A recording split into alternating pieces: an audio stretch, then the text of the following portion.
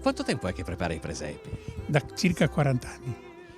Qui lei ha curato che cosa? Perché vediamo che ci sono tante cose. Un po' tutte le casette, i movimenti delle statuine, l'impianto elettrico, l'impianto dell'acqua, tutto fatto a mano. C'è un mulino a vento con la macina in pietra che si usava tanti anni fa.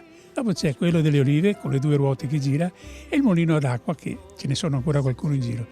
E tutti funzionano tramite piccoli motorini, insomma. Quanto tempo ci è voluto a curare l'allestimento che vediamo alle sue spalle? 5-6 giorni, ma però non solo, con mio figlio, mio cognato e mio consuocero. Christmas tree, much pleasure thou canst